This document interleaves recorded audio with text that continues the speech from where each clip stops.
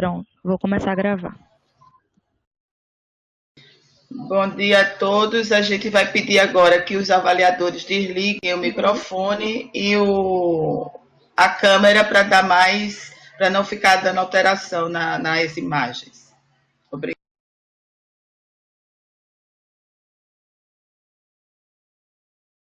Bom dia a todos. Sou Rita Vanessa, sou discente da Uninassal, da Faculdade Uninassal. Estou no 8º período de enfermagem e eu vou apresentar para vocês sobre a incidência de cardiopatias congênitas em portadores de síndrome de Down. Segundo a Sociedade Brasileira de Cardiologia,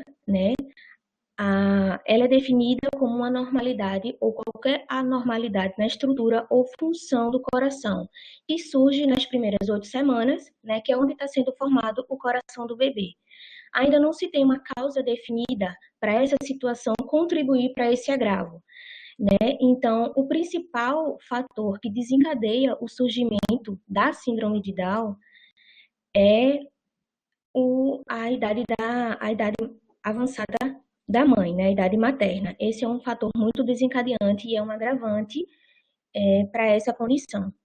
O objetivo que a gente tem para esse trabalho é investigar a fundo o que é que causa essa cardiopatia congênita nesses portadores de síndrome de Down, certo? Para essa revisão de literatura, a gente usou a metodologia do trabalho, bases do Lilacs e do Medline, certo? Que foi de setembro a outubro, no período de setembro a outubro de 2019, com artigos publicados de 2013 a 2015. Hoje a gente tem critérios de inclusão e exclusão para o tema que foi proposto para essa revisão de literatura.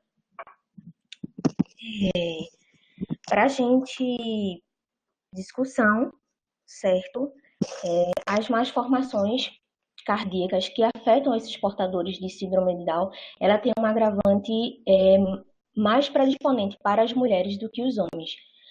Elas são mais acometidas com esse tipo de situação, onde a principal cardiopatia que acomete esses portadores é o defeito de septo atrioventricular, que acomete 15,1% desses pacientes, certo? E a que é menos acometida por eles é a tetralogia de Fallot, que acomete só 2% dessa população. Vale ressaltar que um diagnóstico precoce, certo, para essas crianças portadoras de síndrome de Down, quando é feito um diagnóstico precoce para eles tendem a ter uma sobrevida maior. Por quê? As correções cirúrgicas que são propostas para cada tipo de cardiopatia congênita, ela dá uma sobrevida maior para essas crianças para ter mais uma qualidade de vida. É importante ressaltar também que não se pode negligenciar uma possibilidade de uma falha no diagnóstico, como o defeito de septo atrioventricular, que é o que mais acomete essas crianças. O diagnóstico para esse tipo de cardiopatia congênita, não só para esse como para outros, os exames que são solicitados para essas mulheres gestantes são raio-x de tórax, o eletrocardiograma, o ecocardiograma ou na cirurgia, destacando-se como o principal exame padrão ouro para o diagnóstico dessa cardiopatia é o ecocardiograma fetal. O ecocardiograma fetal, a gente sabe que nem todas as gestantes ela tem um suporte para ser feito esse exame. O necessário é que todas as gestantes elas tivessem uma cobertura total e integral ao acesso a esse exame, porque é ele que vai diagnosticar a presença ou não de uma cardiopatia congênita nesse bebê, certo? Ele é um exame que é feito no segundo trimestre da gestação, entre a 18ª a 20ª semana, certo? E tem com a finalidade de visualizar as câmaras do coração e os grandes vasos aórticos para poder fechar um diagnóstico. Então, é importante também que não só as mulheres que tenham a gestação confirmadas com bebês com síndrome de Down façam esses exames, como também as que são assintomáticas, para poder dar um diagnóstico mais fidedigno e aumentar a sobrevida dessas crianças. Faz-se primordial também a identificação dessa cardiopatia congênita para ser assegura e dar uma qualidade de vida melhor a essas crianças. E o enfermeiro ele desempenha um papel muito importante. Ele é o protagonista, né, desse conhecimento sistematizado nas gestantes de alto risco. O diagnóstico ele fornece evidências, certo? Utilizando o processo de enfermagem que está relacionado com as intervenções que vão ser feitas, visando, assim, um resultado satisfatório e aumentando a expectativa e a qualidade de vida dos portadores de crianças dessa síndrome, né? Dessa síndrome de Down. E a gente se baseou, né? Foi baseado nessa revisão de literatura, usando os 2 artigos que está disponível no Cielo e no ILACS, certo? Artigos muito importantes que teve um grande peso para a gente fazer todo esse fechamento dessa revisão integrativa para dar um esclarecimento melhor e trazendo para si a enfermagem, né? As intervenções da enfermagem, que é muito primordial para a conclusão e o fechamento dessa cardiopatia. É isso. Espero que todos tenham gostado. Que as dúvidas, quem quiser perguntar, fique à vontade. Ok. Bom dia, Rita. Quem fala é a professora Simone. Eu queria que você colocasse primeiro a parte inicial da tua revisão aí que você fez, do seu pôster. Por favor. Dados, resultados e conclusão.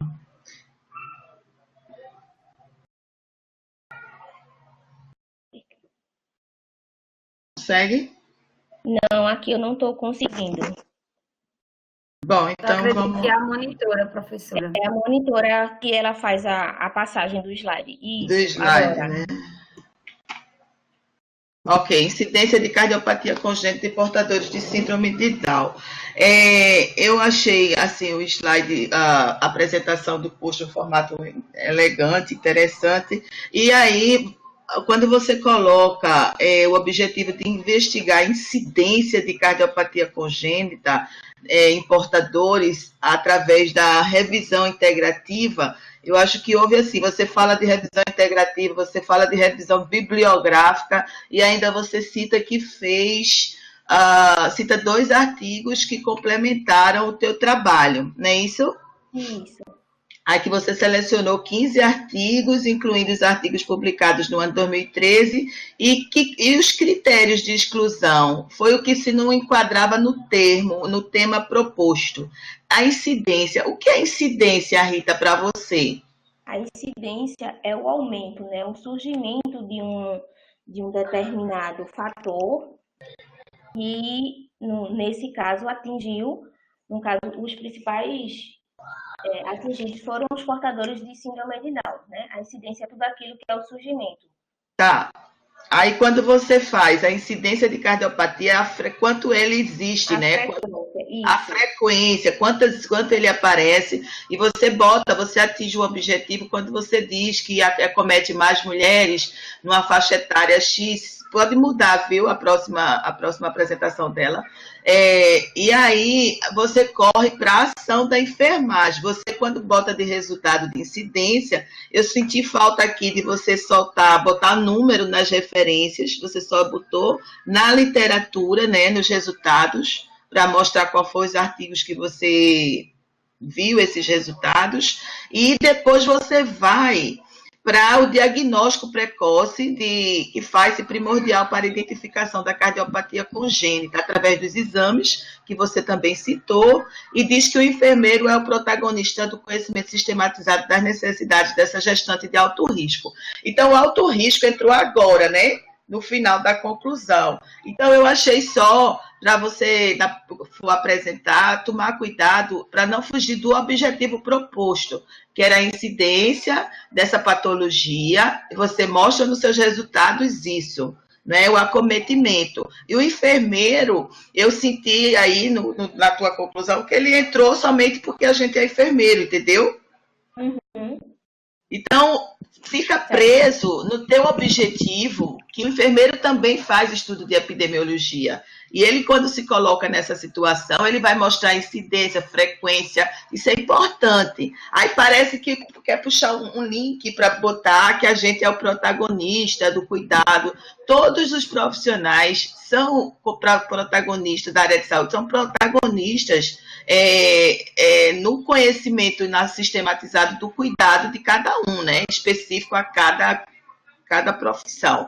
Então, eu acho que sua apresentação está muito boa, muito interessante. Acho só que na conclusão você poderia dar reforçar como você fez. Olha, eu usei 2 artigos que foram fundamentais para instrumentalizar a conclusão desse trabalho, porque você está fazendo um trabalho de incidência, de quanto entendesse. Entendi sim. É isso, Rita. Parabéns, viu? Obrigada. Bom dia. Tá aqui, professora. Eu também compartilho da mesma opinião da professora Simone, Rita. Primeiramente, parabéns. Eu achei que você foi coerente, eu achei que você foi segura. Você apresentou pausadamente, mostrou uma tranquilidade e segurança no tema. Eu só sugeria, tipo, na questão da organização da apresentação, como é uma apresentação muito curta, se você pegasse o resultado e conseguisse colocar em figuras, tabelas, talvez ficasse melhor de enxergar seus resultados. Eu acho que você poderia colocar isso quando fosse apresentar em outros locais, porque para quem está avaliando fica melhor e fica bem mais claro o seu trabalho. Mas, de resto, seria isso. Certo. Obrigada. Nada, parabéns. Parabéns. Obrigada.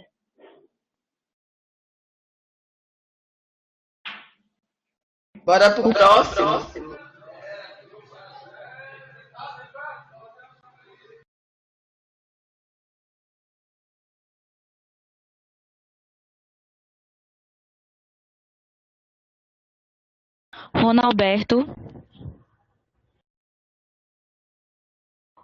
Ronalberto, trabalho de número 77.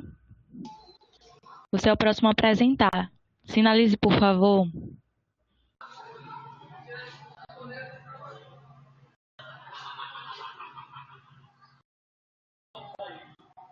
Se ele não tiver, passa para outro.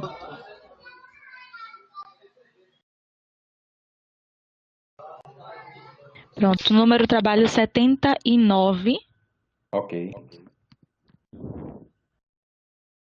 Posso começar? Pode. Bom dia a todos e todas. Eu sou Vanberg Lacerda, graduando em enfermagem pela Universidade de Pernambuco, campus Petrolina. O título da nossa pesquisa é Perfil Epidemiológico e Identificação Bacteriana de Lesões por Pressão em Hospital Universitário.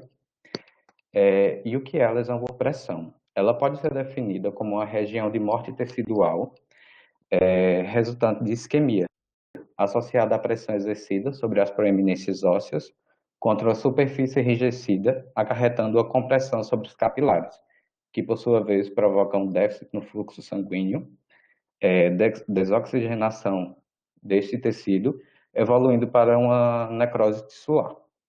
A ocorrência de LPP também favorece a proliferação de micro-organismos que podem contribuir negativamente com o processo fisiológico de cicatrização, propiciando complicações como processos infecciosos e aumentando a multiresistência bacteriana. O objetivo da pesquisa foi identificar o perfil epidemiológico e bacteriano de isolados de LPP, né, e o padrão de resistência aos antimicrobianos utilizados na rotina clínica em pacientes de um hospital universitário. Trata-se de uma pesquisa descritiva de caráter quantitativo e experimental. Foram incluídos os pacientes internados na unidade de terapia intensiva, emergência, clínica cirúrgica e clínica médica, com idade igual ou superior a 18 anos, portadores de LPP em estadiamento superior a 2 e que apresentaram no leito da ferida tecido de granulação. Os dados foram coletados por meio de informações presentes nos prontuários dos pacientes, bem como a aplicação de um instrumento semi-estruturado formulado pelos pesquisadores, com informações referentes à identificação dos pacientes, das LPP, resultado microbiológico e antibiograma das amostras biológicas no período de março a dezembro de 2019. As amostras para a pesquisa de micro-organismos foram coletadas semanalmente com swabs estéreis, após realização de antisepsia local, posteriormente semeados em meios de transporte, isolamentos e encaminhados ao laboratório de referência para análise. Os dados parciais da pesquisa apresentaram 21 amostras de 15 pacientes. Vale ressaltar que houve um quantitativo baixo de lesões.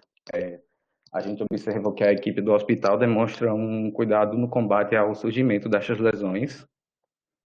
90,5% eram do sexo masculino e 46,6% possuíam 60 anos ou mais, como a gente pode observar na tabela 1, onde mostra a frequência das variáveis analisadas. Os locais mais acometidos pelas LPP foram a região sacral, com 42,8%, e calcâneo, com 23,8%. As amostras coletadas apresentaram predominância de bacilos gram-negativos, do tipo Enterobacter, com 47,6%, e Escherichia coli, com 23,8%. E em 28,5% das amostras não houve crescimento. Foram analisados 24 antibióticos nos testes de antibiograma, onde foi observada uma elevada frequência de multiresistência. Como a gente pode observar na tabela 2, o padrão de resistência aos antibióticos testados. Em vermelho, a gente tem os antibióticos, ao qual as bactérias se mostraram resistentes, e em preto, os antibióticos que elas se mostraram sensíveis. Então, aí a gente observa um grande número de antibióticos que as bactérias se mostram resistentes. A gente conclui que os isolados bacterianos foram principalmente bacilos gram-negativos, que apresentam como um dos seus habitats o trato gastrointestinal de homens e animais. Tais dados refletem a necessidade de reflexão e ações sobre o manejo adequado do cuidado ao paciente com LPP, visto que a presença de bactérias patogênicas em regiões comprometidas com essas lesões podem favorecer um processo infeccioso com desenvolvimento de multiresistência. Além disso, a LPP está diretamente relacionada à permanência e evolução do paciente no âmbito domiciliar e hospitalar, prejudicando de forma significativa sua recuperação, bem como aumentando os custos de tratamento para o sistema de saúde. Como a gente tem observado durante a pandemia, tem se falado bastante na importância de lavar as mãos, e aqui a gente observa que é essencial a higienização das mãos antes e após o procedimento com o paciente, a troca das luvas de um paciente para outro, bem como realizar procedimentos em locais diferentes em um mesmo paciente, para evitar o transporte de micro-organismos de uma região para outra. Foi isso. Obrigado.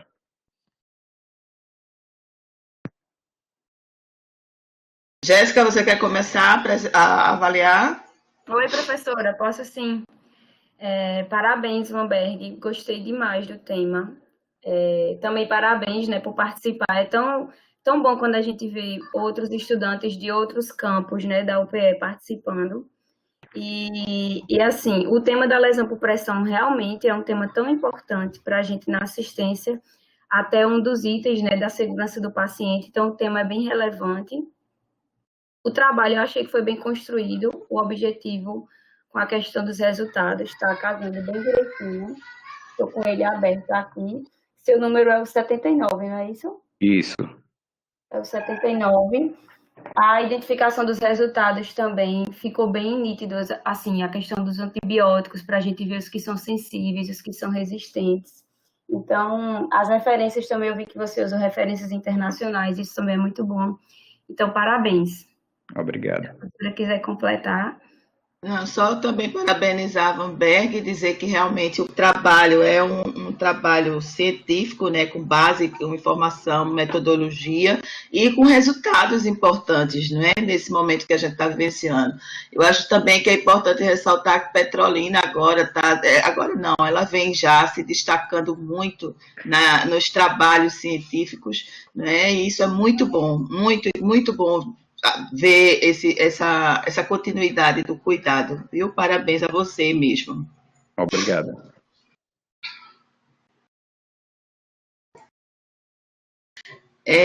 Só falando, orientando Liliane, a moça Joana, não é Joana não, que está apresentando, ou que iria avaliar nessa sala, ela disse que estava com dificuldade de energia e também sem internet. Aí eu já passei essa informação para a comissão, viu? Tá bem, professora. Então, agora apresentar a Natália Borba. Qual é o número? 95. Isso.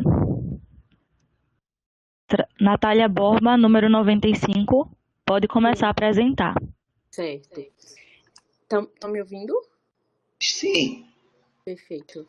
Bem, então eu me chamo Natália Borba Cavalcante, tá? Eu sou da Universidade Católica de Pernambuco, estou no 10º período, e a gente fez então essa revisão integrativa, tá? Intitulada como MEL como cicatrizante de úlceras de pé diabético. Tá? Onde as úlceras em pé diabético, elas são complicações que não são tratadas, né, elas podem resultar em amputação do membro afetado. Desde os primórdios da humanização, o mel tem sido utilizado para o tratamento de feridas em geral. No entanto, essas pesquisas elas são bem escassas, né, objetivando o uso de mel para úlceras em pé diabético. Como objetivo, né, foi então identificar os principais efeitos cicatrizantes do mel tradicional em úlceras de pé diabético. A metodologia utilizada foi a revisão integrativa, tá, com base de dados na Cielo, na Scopus, na PubMed e na Science Direct, tá, com esses descritores. E foram incluídos, então, artigos publicados entre 2014 a 2019 e excluídos aqueles que associavam o mel com outras coberturas. Dos resultados, né, na amostra final, tivemos 24 artigos, onde 13 estavam na Scorbutic. Né? Observou-se, então, a maior frequência de publicação no ano 2019, com 6 publicações, e o país que mais publicou foi a Índia, com 4. O tipo de estudo mais frequente foi o ensaio clínico randomizado, né, que foram 7. Dos estudos analisados, 478 pacientes, né, sua totalidade registrou cicatrização completa da úlcera do pé diabético, com tempo em médio de 30 dias e o máximo de 49 dias. As meta-análises analisadas mostraram com valor estatístico significativo em tempo de cicatrização relativamente menor quando comparadas com outras coberturas, exceto em relação ao mel de Manuka. Então, 22 artigos também analisaram a redução da infecção da ferida após o uso do mel com eficácia, né, em boa parte destes. Como conclusão, então, verificamos que o mel tradicional ele reduz rapidamente o tempo de cicatrização de úlceras em pé diabético, porém, não é eficaz quando comparado ao mel de Manuka. Eu gostaria de complementar também que o mel ele tem várias propriedades que atribuem a sua capacidade de cicatrização de ferida. Então, ele inclui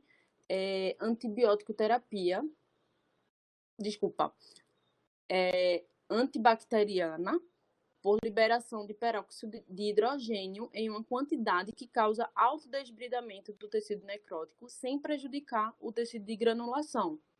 Né? Então, é bem interessante, realmente. Adição às referências. Ok, Natália. Mel como cicatrizante de úlceras do pé diabético. Natália, qual o interesse seu de fazer uma pesquisa com essa temática?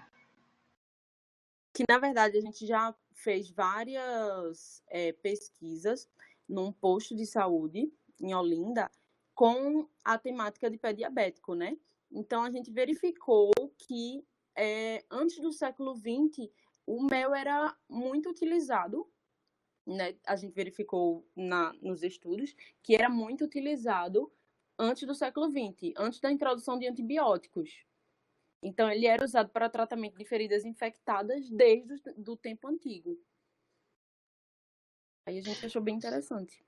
E por que esse mel de manuka? É porque é um outro tipo de mel, né? Não é o mel tradicional. É um outro tipo.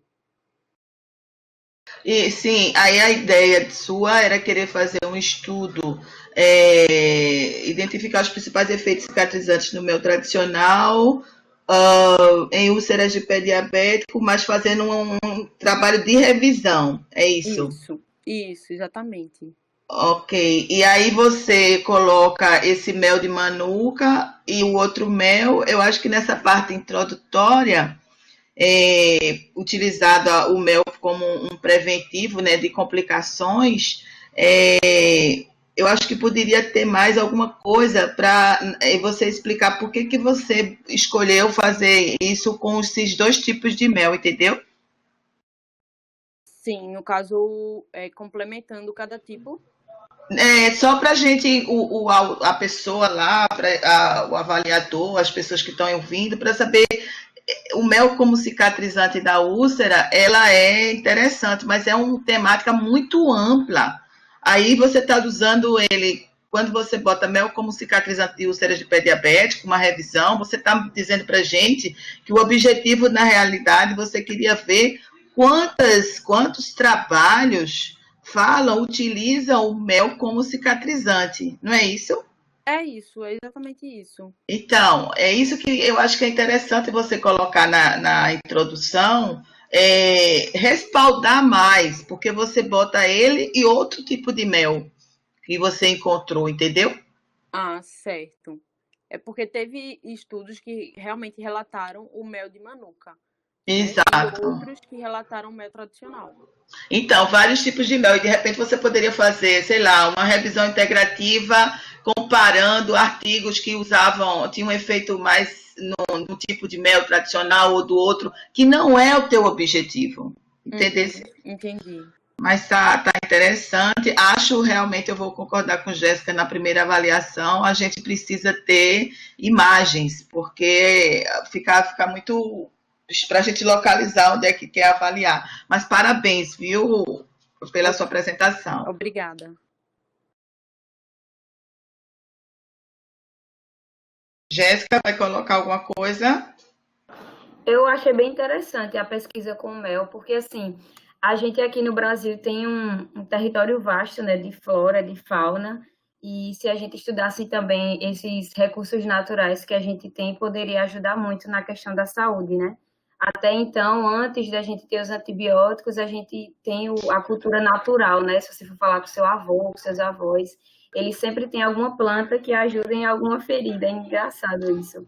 Então, acho que é relevante estudar, sim, essas coisas que são naturais da região, mas aí, como a professora falou, quando a gente está pesquisando, a gente tem que se manter no objetivo para a gente não começar a falar das outras coisas que a gente achou, né?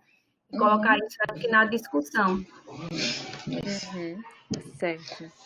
Ok, obrigada. Obrigada. Jéssica, dá uma olhadinha no teu chat individual, por favor. Certo.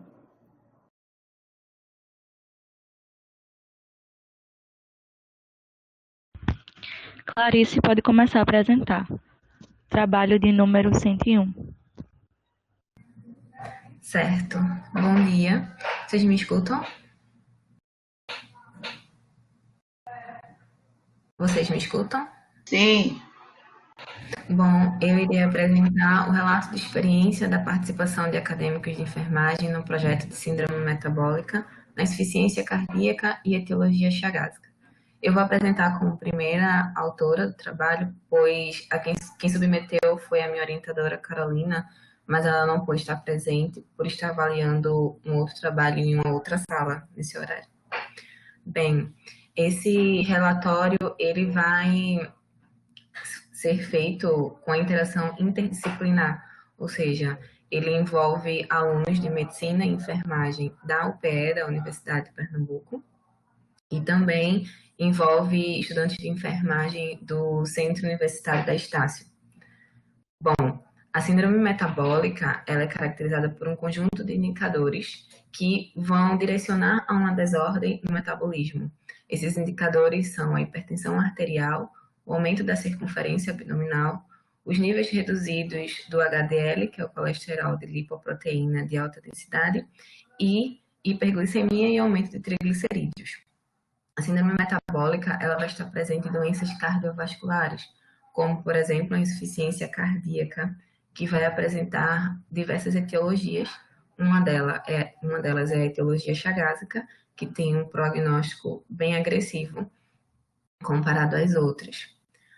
Esse relato de experiência, ele vai ter o objetivo de demonstrar as ações dos estudantes de enfermagem e também a interação interdisciplinar no projeto com o nome de Síndrome Metabólica na Insuficiência Cardíaca de Etiologia Chagásica. Pode passar. Bom, nós iniciamos com a inclusão dos pacientes. No momento, apresentamos 77 pacientes no nosso banco.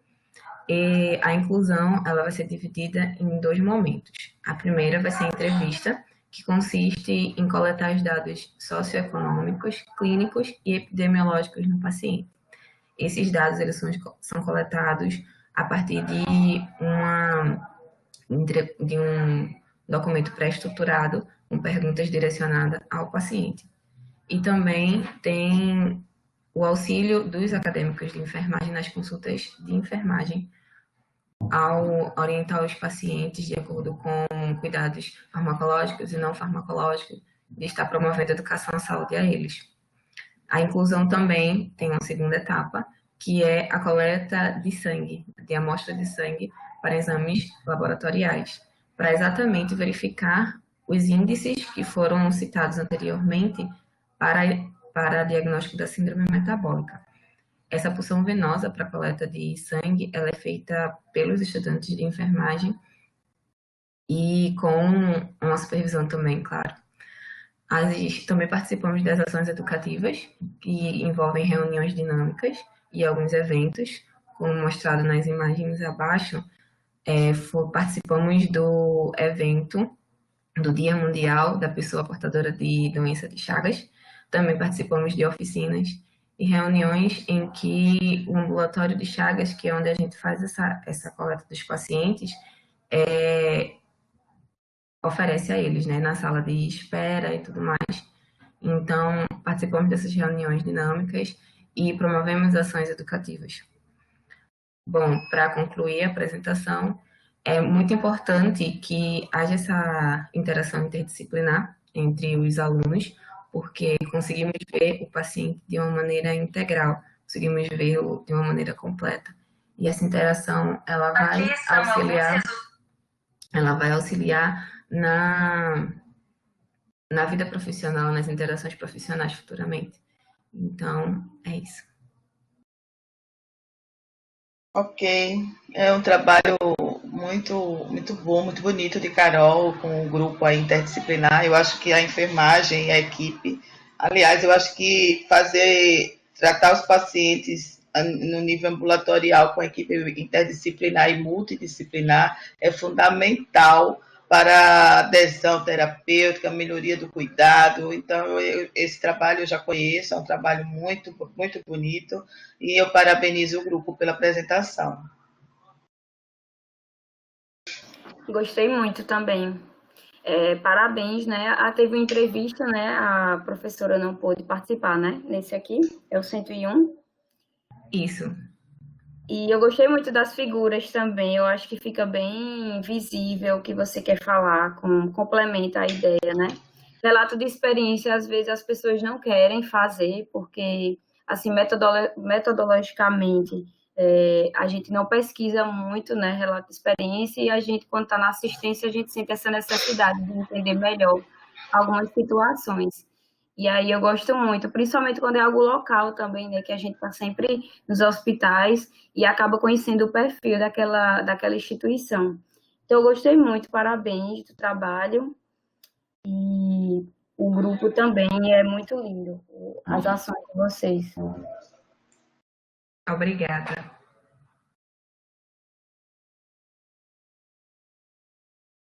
Vamos para o próximo. Jéssica, você viu? Vi, professora, eu vou responder de novo lá, porque no e-mail que eles mandaram um PDF com os nortes direitinho. Então manda para mim, porque não peguei não, já estou dando nota aqui nos meus, tá? Tá, eu vou mandar para a senhora. Ah, obrigada. Esse daí de diagnóstico e intervenção, eu vou ficar calada, é porque eu estou nesse grupo. Aí você Certo. avalia, viu? Certo. Emily pode começar a apresentar. Todos me escutam? Sim. Primeiramente, bom dia. Eu me chamo Emily. Meu trabalho está intitulado como Diagnósticos e Intervenções de Enfermagem ao cliente acometido por hipertrofia cardíaca. O trabalho é da minha autoria, juntamente com as coautoras Milena Carolina Salles da Silva, Yasmin Cunha Alves, Nalva Kelly de Lima, sob a orientação da professora doutora Simone Maria Muniz da Silva. Introduzindo a temática, a hipertrofia cardíaca é um processo adaptativo do coração. Decorre do aumento das dimensões dos cardiomiócitos e proliferação do tecido conjuntivo intersticial, dependendo da intensidade do processo hipertrófico. Com isso, nós tivemos o objetivo de relatar a experiência da aplicação dos diagnósticos e as intervenções de enfermagem ao cliente com hipertrofia cardíaca. Pode passar.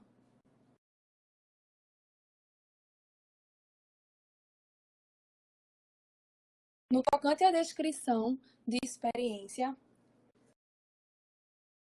o estudo trata-se de um estudo descritivo do tipo de relato de experiência a partir da vivência de discentes do curso de enfermagem, durante as atividades práticas da disciplina enfermagem, nas situações clínicas e cirúrgicas, na saúde do adulto e do idoso, em um hospital de referência em cardiologia, em Recife, Pernambuco, que foi realizada nos meses de setembro e outubro de 2019. Então, o senhor LC, do sexo masculino, 59 anos, ele foi admitido com pico hipertensivo e hipercalemia. Foi diagnosticado com hipertrofia cardíaca, diabético e hipertenso. Durante a sua anamnese, ele apresentou pressão arterial de 180 por 80 milímetros por mercúrio, dispneia, cefaleia e náuseas. Entretanto, ele relatou que deixou de fazer uso das medicações dias anteriores à sua internação. Diante disso, realizou-se o plano de cuidado, bem como foi identificado os seguintes diagnósticos de enfermagem. O estilo de vida sedentário, relacionado ao conhecimento insuficiente sobre os benefícios da saúde, associados ao exercício físico evidenciado por falta de atividade física diária, inferior à recomendada para a sua idade. Outro diagnóstico que nós identificamos foi o controle ineficaz do regime terapêutico, relacionado ao conhecimento insuficiente sobre esse regime, evidenciado por comportamento da falta de adesão. Portanto, foi necessário traçar as intervenções para o plano de cuidado de enfermagem que melhor se adequava ao quadro clínico do cliente, como informar o cliente sobre os benefícios à saúde do exercício para o controle da pressão arterial, estimular a participação em grupos de atividades físicas que são realizadas nas unidades de saúde, orientar sobre a necessidade de tomar a medicação nos horários corretos, conforme a prescrição médica, bem como orientar sobre a importância da hidratação adequada e da não ingestão de alimentos gordurosos e ou ricos em sódio. Dessa forma, observamos a melhora clínica da condição de saúde do cliente através da aplicação dos diagnósticos e intervenções de enfermagem, visto que, ao estarem interligados, eles permitem uma melhor solução para aquele problema, facilitando a conduta de enfermagem e mantendo a assistência integral. No tocante às considerações finais, sabendo que a hipertrofia cardíaca ela causa impacto significativo no bem-estar do cliente, torna-se essencial realizar o raciocínio clínico e a sistematização do processo de enfermagem por meio dos diagnósticos e as intervenções, de modo a contribuir como ferramenta primordial do cuidado e a fim de promover uma assistência de qualidade. Dessa forma, a assistência prestada pela equipe de saúde deve ter como base o conhecimento científico, de forma a manter o cliente livre de dano físico ou psicológico. Essas são as referências utilizadas para o meu relato de experiência. Muito obrigada. Parabéns, Clarissa. É Clarissa, né? Clarice, né? Deixa eu botar aqui no início. É Emily. Emily, né? Certo. Isso. Então, o assunto realmente é um assunto muito bom de estudar. Eu, particularmente, eu gosto muito de estudar cardiologia. E nessa parte da hipertrofia, eu acho bem interessante porque hipertrofia é algo assim inespecífico, né? Existe todo um raciocínio clínico para investigar por que o paciente está com hipertrofia cardíaca. Então, a gente coloca a importância realmente da enfermagem atuar com os diagnósticos e possíveis intervenções que ela pode atuar. E uma das coisas que eu achei bem interessante foi a parte do autocuidado do paciente, né? Onde você coloca falar da atividade física, falar de coisas que para a gente, que é da área da saúde, muitas vezes para a gente é simples, mas para o paciente isso vai mudar o hábito de vida dele. Então, é um tema muito bom. Sou suspeita a falar também, né? Porque eu admiro o trabalho da professora Simone também. E eu acho que a gente tem que fazer realmente esse tipo de estudo, principalmente no campo de estudo que a gente tem tão vasto como o PROCAP, né? Então, parabéns, você foi segura. Tem uma fortaleza quando você está falando, você passa a propriedade do estudo. Então, isso é muito bom numa apresentação. Então, parabéns. Muito obrigada. Obrigada também. Professora, mande seu e-mail para mim, por favor, para eu mandar o arquivo. Vou mandar agora. Tá. Dando continuidade, a gente vai pedir que a aluna Milena apresente o trabalho de número 169. Pode começar, Milena. Bom dia. Me chamo Milena Carolina Salles da Silva e sou acadêmica do curso de enfermagem da Universidade Federal de Pernambuco. Meu relato de experiência é intitulado como Relevância da Central de Material e Esterilização no suporte ao bloco cirúrgico.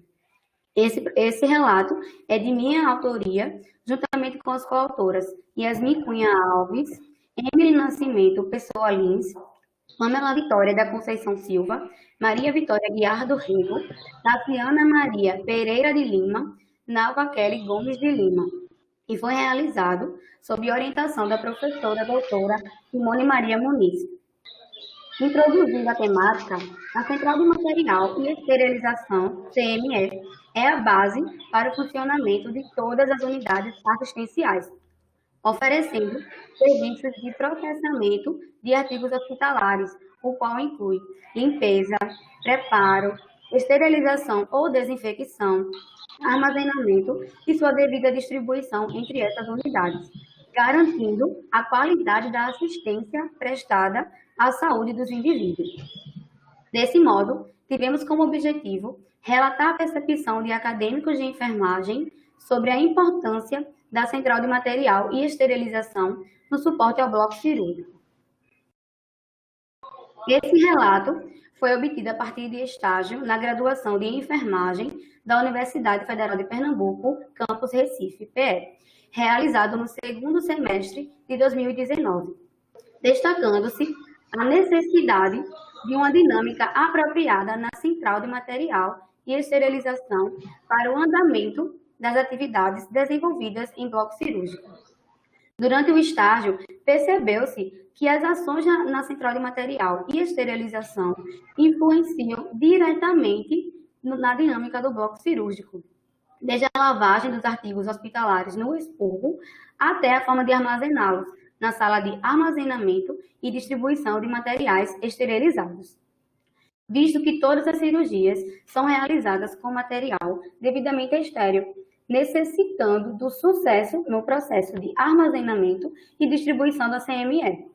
Além disso, ressalta-se a importância do cuidado com a checagem do material durante todo o processo na CME, uma conferência dos instrumentais cirúrgicos, de acordo com o que é recomendado para cada kit, e o controle dos testes físicos, químicos e biológicos, que devem ser realizados conforme preconizado pela RDC número 15, resolução que dispõe sobre requisitos de boas práticas para o processamento de produtos para a saúde e da outras providências. Isso porque, muitas vezes, durante o momento de preparo da bancada para o ato cirúrgico, nota-se a falta de material, o que torna imprescindível a solicitação de novos materiais da CME, fato que nem sempre ocorre de forma ágil. Dentro do bloco cirúrgico, essa necessidade de adequação das etapas na CME e a importância da checagem atenciosa de todos os materiais durante o processo na CME ficaram evidentes. Isso porque houveram cirurgias atrasadas, ou até mesmo cirurgias que precisam ser remarcadas pela falta de material adequado, gerando grande impacto na saúde do paciente.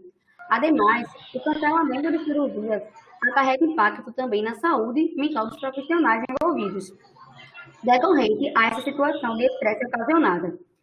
Diante das atividades desempenhadas durante o estágio, tornou-se evidente que a dinâmica adequada para o processamento de produtos para a saúde na CME é o alicerce para o funcionamento correto e eficiente das atividades desempenhadas em bloco cirúrgico, sendo fundamental para a manutenção da saúde dos pacientes, em especial para aqueles submetidos a algum tipo de cirurgia. Gostaria de complementar que os testes, os indicadores biológicos e químicos, eles são utilizados de formas diferentes no monitoramento e no processo de esterilização. Os indicadores biológicos, eles precisam ser testados no mínimo uma vez por semana, semanalmente, e os químicos diariamente. Isso vai depender também da dinâmica da CME. E os biológicos também precisam ser testados sempre que houver esterilização de produtos implantáveis para a saúde, produtos biológicos implantáveis. E os físicos já são gerados pelo próprio equipamento, precisando serem produzidos em 100% dos ciclos. É isso, obrigada. Parabéns. Eu estou vendo que a professora Simone também faz parte dos autores desse, né? Uhum. Então, gostei muito, muito claro o trabalho. Adorei que você falou da RDC número 15. Eu acho que a gente tem realmente que se embasar legalmente nas atividades, né, assistenciais. Quando eu trabalhava na vigilância sanitária, a gente trabalhava muito com norma, com RDC. E foi aí onde eu comecei a estudar a norma e eu gostei disso, né? Então, tudo que eu vou fazer hoje, eu procuro ler na RDC. Eu acho que deveria ser uma prática, desde a graduação, da gente pesquisar as normas que estão ali norteando aquele processo. E isso acontece no CME. Então, você falou bem claro, foi concisa, foi direta. Então, boa apresentação, foi muito boa. Muito obrigada. Obrigada, Jéssica. Milena, parabéns também pelo trabalho. Acho que do ponto de vista de estética, acho que o banner, o pôster ficou muito cheio, mas as informações foram necessárias, mas é importante que a gente diga isso. Talvez se você pudesse colocar nos resultados blocos. Eu sei que Jéssica sabe que pensa assim também, mas ela é muito elegante, ela não ia dizer porque eu sou a professora. Mas é importante que seja dito. Eu acho que Nalva, quando pensou em estruturar, Nalva é a mestranda, né? Mestre agora. É bom colocar isso bem fácil acesso, né? Para a gente conseguir ler e dar continuidade. Mas parabenizo a sua apresentação, viu? Está bem, professora. Obrigada. Nada.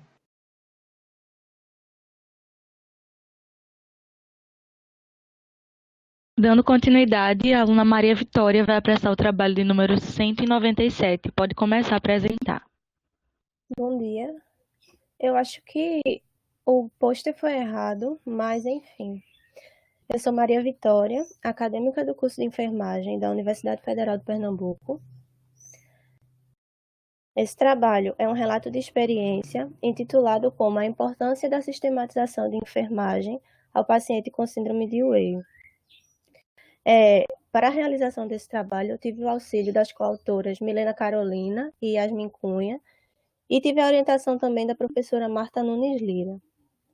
Introduzindo a temática, a síndrome de Weil é o acometimento mais severo da leptospirose. Essa síndrome pode se desenvolver após uma fase aguda da doença, caracterizando-se por dano intersticial e tubular renal. Dessa forma, tivemos como objetivo mostrar a nossa atuação como acadêmicos de enfermagem frente aos cuidados de enfermagem realizados ao acometido com a referente patologia durante seu internamento hospitalar. Diante do quadro, o paciente apresentou dispneia, icterícia, febre, epigastralgia, pirose, insuficiência respiratória e foi encaminhado para a emergência. Realizou intervenções cirúrgicas, que foi uma laparotomia exploratória, foi para a UTI, onde evoluiu com a coleção intraabdominal e que foi drenada por punção percutânea. Durante a internação, ele apresentou náuseas, parestesia nos membros inferiores, ansiedade e não conciliava bem o sono e repouso. No ambulatório de clínica médica, ele foi atendido e acompanhado por nós, acadêmicos de enfermagem, na qual a primeira abordagem foi por meio da anamnese, em seguida o exame físico geral e foi listado também os cuidados de enfermagem requeridos.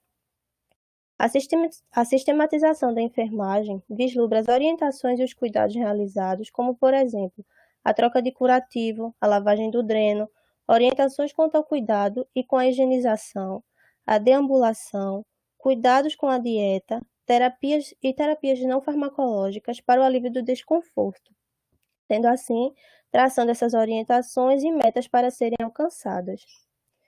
Diante de tudo isso, a gente vê a importância do papel do enfermeiro como um papel-chave na educação em saúde e sistematização da enfermagem, prestando os cuidados adequados de acordo com a necessidade de cada paciente e trazendo as questões importantes, como, por exemplo, o impacto socioeconômico na saúde e da comunidade em geral, relevância dos conhecimentos sobre patologias de base e como esses fatores interferem diretamente na prevenção e no tratamento da doença, visto que o sucesso do tratamento está intrínseco ao processo de educação em saúde oferecido aos pacientes e aos cuidadores durante a consulta de enfermagem.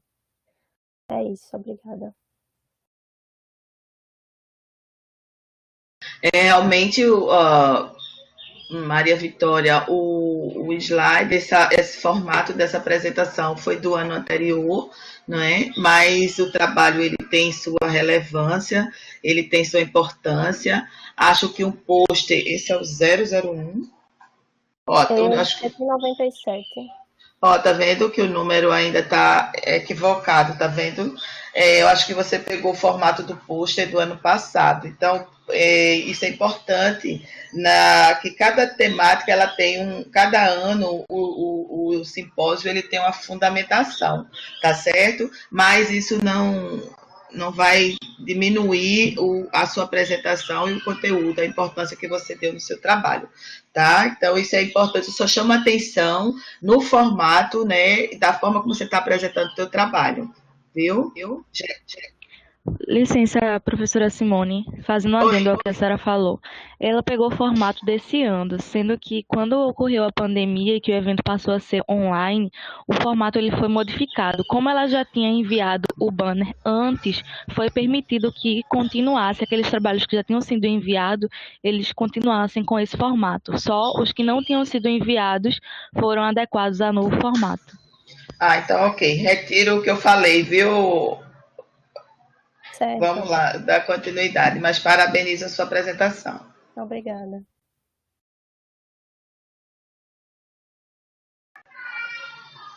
Jéssica?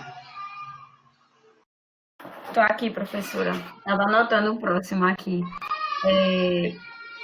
Estudar a SAI geralmente é algo que deve ser coerente com a atividade do enfermeiro, né? Eu fico tão triste quando o pessoal não gosta de estudar SAI.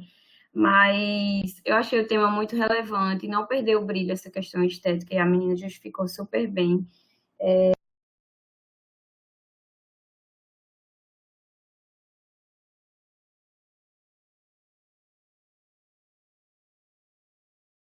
acho que está cortando. Eu acho que Jéssica saiu. Não, professor, Eu já fiz. Oi? aqui foi porque eu não ativei aqui. Ativei agora. Eu estava falando que eu tinha olhado aqui nos modelos, né, que eu baixei previamente, e assim, como a gente, toda vez que a gente vê um trabalho, a gente tem novas ideias, né? E quanto mais a gente deixa conciso as ideias que a gente quer apresentar, mais flui a apresentação. E aí, no caso, por exemplo, quando você coloca metodologia, aí você explica direitinho. Se a gente conseguisse colocar em tópicos nessas apresentações, facilitava também. Então, é mais assim, para quando você for fazer outras apresentações, você vê se no seu método consegue deixar mais direto o que você utilizou.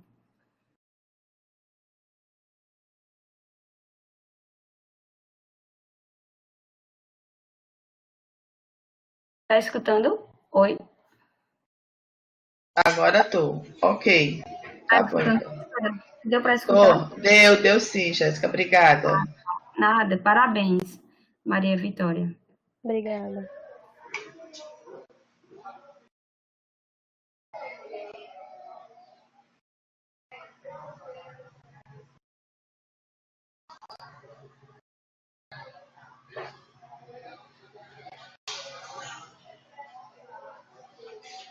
Dando continuidade, o aluno Welber vai apresentar o trabalho de número 575. Pode começar. Bom dia, vocês conseguem me ouvir? Sim. Sim. Então, o título do trabalho é Barreiras para a adesão de checklist de cirurgia segura. Então, a OMS, a Organização Mundial de Saúde, ela recomenda o uso do checklist para a efetivação da cirurgia segura, que revelou a redução de mortalidade e morbidade em países desenvolvidos e em desenvolvimento, além de que o checklist qualifica a assistência cirúrgica e melhora a comunicação interdisciplinar. E em algumas áreas, como na aviação, o checklist ele é usado rotineiramente no exercício de trabalho, mas na área da saúde a utilização foi integrada há pouco tempo. E o checklist ele é aplicado em 3 momentos: antes da indução anestésica, antes da incisão cirúrgica e antes do paciente sair da sala cirúrgica, e com um tempo médio de 3 minutos de aplicação. E assim, entretanto, na prática assistencial, percebe-se que algumas instituições elas encontram dificuldades para a implementação do mesmo.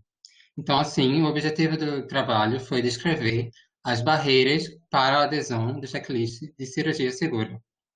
E, assim, tratando-se de uma revisão de literatura nas bases de dados da Cielo, BVS, Lilacs e BNDEF, utilizou os descritores lista de checagem, segurança do paciente e centro cirúrgico, localizando um total de 22 artigos, estudos, e mais 14 foram excluídos devido à duplicidade ou por não responder ao objeto de estudo, totalizando assim 8 estudos com os anos de publicação de 2015 a 2019 e 2019.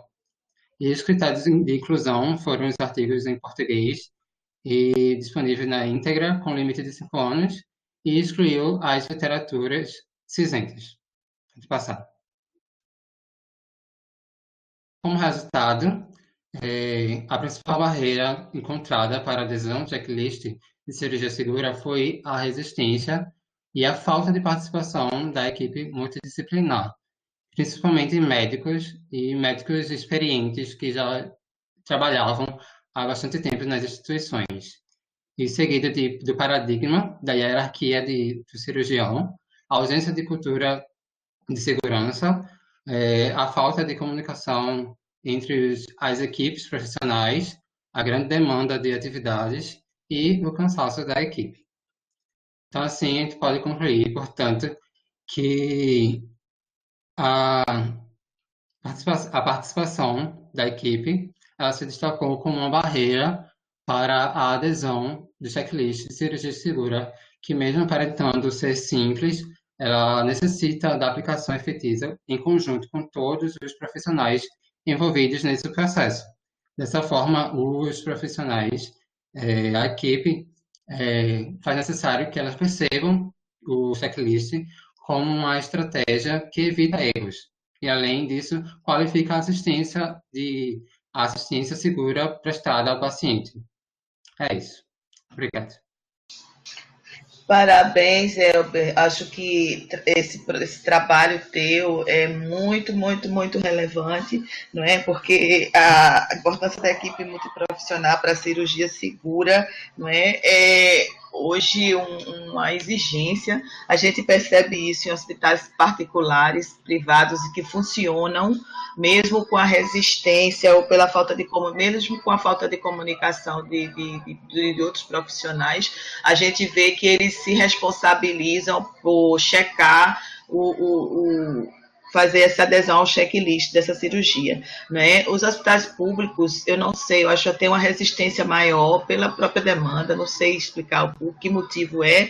Eu acredito que a falta de comunicação, mesmo sendo o enfermeiro um protagonista importante, fundamental, né, para fazer esse trabalho acontecer, a aplicação desse checklist antes da indução, durante a incisão e após sair da sala, né, isso é de fundamental importância. Então, eu acho que a gente, no nosso papel, a gente tem que trabalhar com muita efetividade nessas barreiras. E a gente sabe que aderir a qualquer mudança de comportamento é muito difícil, porque vários fatores interferem. Mas eu parabenizo você e sua equipe.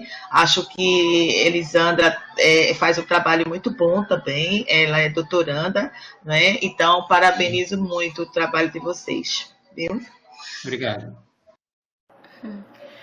Parabéns, Elber. Eu também gostei muito do trabalho. Eu gostaria só de acrescentar algo que seria questão de estrutural mesmo, de quando a gente vai fazer uma revisão integrativa, fica muito claro quando a gente coloca no método, existe um fluxo que a gente usa, que é o fluxo Prisma, que você pode colocar um esquema em fluxograma, por exemplo, número de artigos encontrados nas bases de dados, que no caso você pesquisou o Cielo, BVS, Lilacs e BDenf, e aí você teria esse quantitativo total. Quantos foram tirados porque foram repetidos? E aí você vai criando o fluxo e fica bem nítido o processo que você utilizou no método. Então, se você não conhece, você pode colocar aí, depois dar uma olhadinha, o fluxo Prisma, ele deixa bem organizadinho esse processo metodológico. É mais uma sugestão mesmo. Obrigado.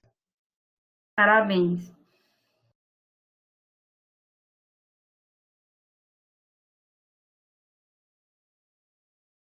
Dando continuidade, o aluno Marton Kaique irá prestar o trabalho 533. Marton Kaique está presente. Se não tiver, a gente vai para a próxima. Acredito que ele não está. Vamos para a próxima, com Ana Paula, que irá prestar o trabalho 524. Pode começar, Ana Paula.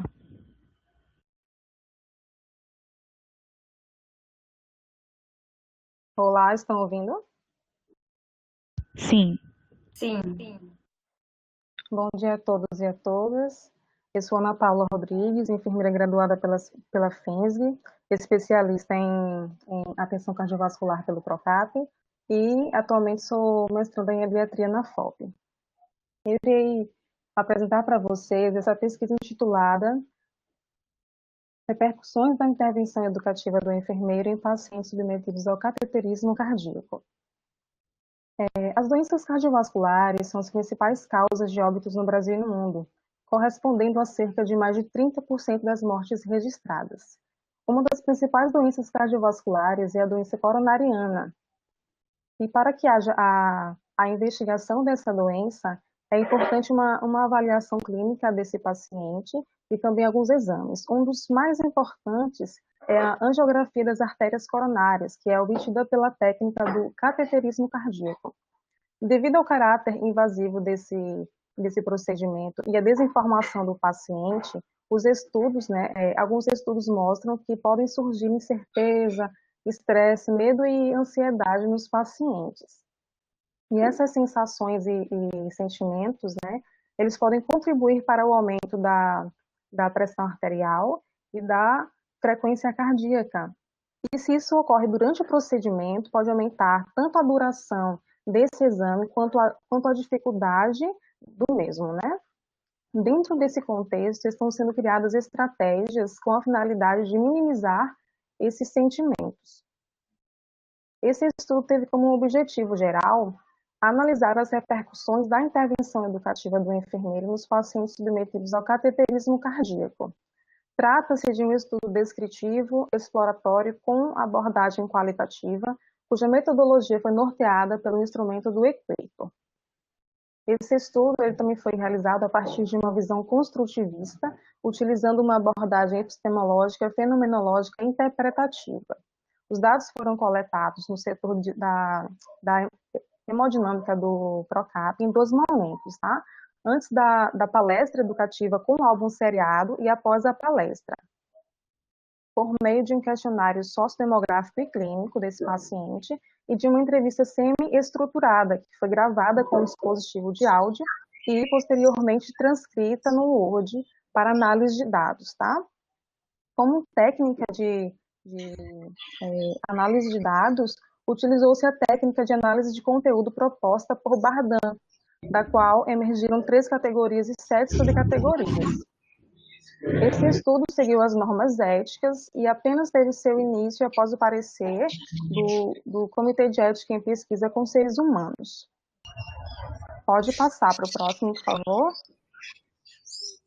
Pronto, nessa tabela vocês podem visualizar melhor tanto as categorias encontradas como as subcategorias. Participaram desse estudo cerca de 8 pacientes que assim, demonstraram, através de seus discursos, possuírem um conhecimento muito limitado sobre o exame. Também foi evidenciado com esse estudo que as principais fontes de informação desses pacientes, além assim, do profissional de saúde, foram principalmente a internet e os familiares ou pessoas próximas, que infelizmente forneciam informações incorretas sobre o procedimento, causando falsas expectativas. Ainda também como resultado, foi possível verificar que a intervenção educativa trouxe repercussões positivas para o paciente, né, como a compreensão sobre o exame, diminuição da instabilidade emocional e também diminuição das dúvidas. Concluindo, esse estudo ele atendeu aos objetivos inicialmente propostos, né, e os achados dessa pesquisa, os quais corroboraram com vários outros estudos sobre a temática, nos fazem refletir sobre a necessidade de uma melhor comunicação e interação entre o profissional de saúde e o paciente, né, na tentativa de preparar melhor o paciente para o procedimento, com antecedência, com a finalidade de assim, diminuir a ansiedade, o medo e as falsas expectativas. E essa pesquisa também reforça a importância da educação em saúde como uma ferramenta imprescindível para a prática assistencial, contribuindo dessa forma para o cuidado holístico dos pacientes, trazendo tanto empoderamento para o profissional que realiza essa intervenção, né, assim como também para o paciente, que através desse conhecimento que ele obtém, ele toma ciência da sua corresponsabilidade, né, por sua saúde. Então, isso contribui para uma melhor realização do exame e também diminuição das complicações. É isso, muito obrigada pela atenção. Parabéns, Paulinha, gostei demais do trabalho. Parabéns a todos os autores, na verdade, né? Que eu estou vendo aqui, tem você, a professora Marília, a Adriana, a Viviane, eu estagiei com elas na hemodinâmica, a professora Simone também. Então, diante de todo esse trabalho lindo que você apresentou, eu achei muito bem elaborado, muito bem descrito, muito bem explicado. Você fala muito bem desde a graduação, não é só de agora. Você sempre falou com segurança, respeitando as vírgulas, né? Eu acho interessante. É o jeito dela mesmo. Isso, aí ela sempre foi assim. Eu gosto demais de ver as apresentações de Paulinha. Eu até Obrigada, Jéssica. Eu não conhecia esse instrumento, SRQR, não é isso? Isso. Isso. Porque esse instrumento, ele fornece normas, orientações para uma pesquisa qualitativa, né, com qualidade, né, digamos assim. Certo, entendi. Eu acredito que só na apresentação que ficou um pouco achatado o quadro, né? O quadro, mas deu para entender. Então, parabéns pelo trabalho. Muito bom. Eu também, Ana, parabéns, viu? Show de bola. Muito obrigada, professora. Trabalho muito robusto, muito bom. Parabéns, viu? Obrigada. Tchau, tchau. Dando continuidade, a aluna Bárbara Letícia vai apresentar o trabalho de número 615. Pode começar, Bárbara. Oi, bom dia. Vocês estão me ouvindo? Sim. Então, bom dia, meu nome é Bárbara. Eu vou apresentar agora o trabalho de sistematização da assistência de enfermagem ao paciente acometido com celulite infecciosa. É um trabalho de minha autoria, juntamente com outras alunas de enfermagem da Universidade Federal de Pernambuco, que é a Camila, a Lavínia, sob a orientação da professora Tarciana. Eu trago na minha introdução que a infecção por celulite infecciosa é caracterizada pela inflamação aguda do tecido subcutâneo, secundária a alguma lesão nas camadas mais superficiais da pele, podendo ser causada por Staphylococcus haemophilus influenzae, Streptococcus ou outras bactérias multiresistentes, chegando a acometer principalmente tecidos moles. Apresenta-se em forma de hiperemia, dor, febre, linfonodos aumentados próximo ao local afetado, podendo ocorrer a produção de pus. O seu tratamento consiste em drenagem de abscesso, antibiótico-terapia e curativos com técnicas assépticas adequadas. A detecção e diagnóstico precoce do caso são cruciais para um bom desfecho. Nesse contexto, a SAI, Sistematização da Assistência de Enfermagem, é composta pela coleta de dados, exame físico, diagnóstico de enfermagem, planejamento, intervenção e avaliação de enfermagem, é parte fundamental para a assistência ao paciente acometido por essa patologia. Como objetivo do trabalho, eu trouxe que o nosso objetivo é relatar a experiência da implementação da SAI em uma enfermaria de clínica cirúrgica diante de um caso de infecção por celulite infecciosa. Pode passar, por favor.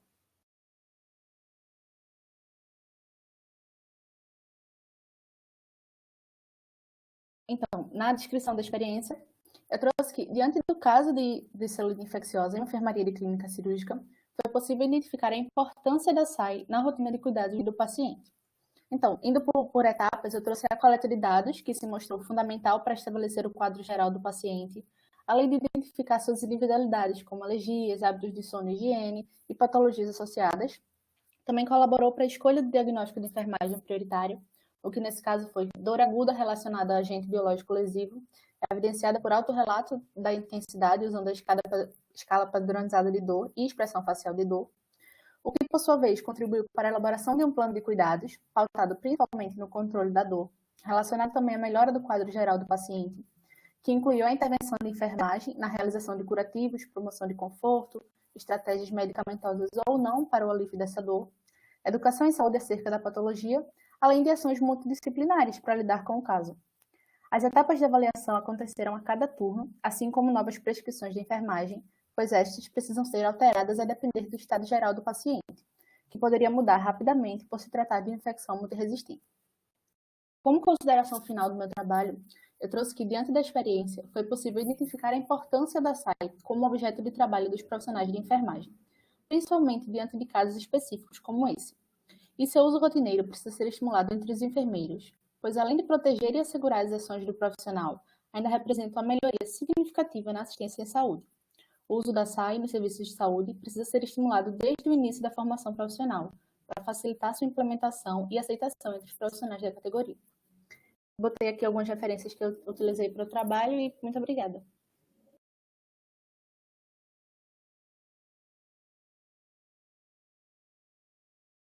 Jéssica?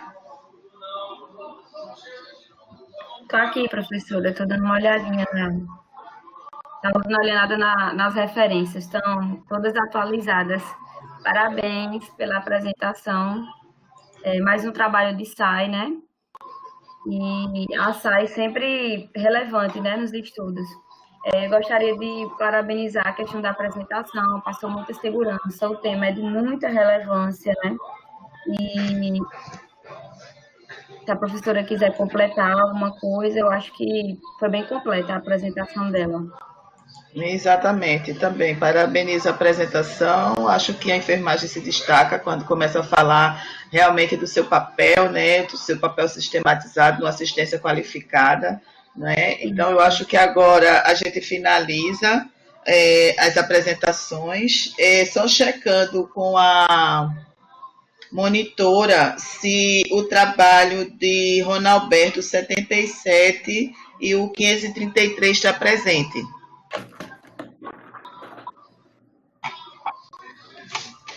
Eles faltaram, professora. Tanto Então, o Ronalberto quanto o Marco. ok, então a gente finaliza Só, professora, pedindo aqui uma licença, senhora, eu vou carregar aqui o QR Code para que todos registrem presença na sala. Tá bom, meu amor. Pronto. Vocês podem posicionar o leitor de QR Code e registrar sua frequência na sala. É como é, só bate e encosta o celular, Isso. Só posiciona o celular, abre o leitor de QR Code, posiciona e já está registrado. Pronto. Após isso, a gente vai encerrar a sessão. Ok. Estou contabilizando. Tchau, obrigada. Tchau, professora. Obrigada a todos. Obrigada também.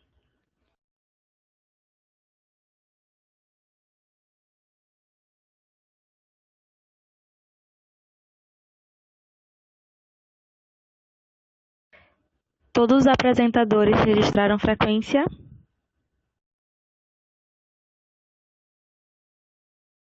Ainda não. A comunicação coordenada, a gente precisa selecionar também. Pode, a comunicação já vai começar, né? Começa às 10 horas. Entendi. Obrigada. Nada. Pronto, iremos iniciar a sessão. Acredito que todos já tenham registrado sua frequência. Caso você não tenha QR Code, leitor de QR Code, você pode acessar esse formulário aqui, que consta o endereço aqui na imagem. Tá certo? Vamos iniciar a sessão às 10. Encerrar a sessão.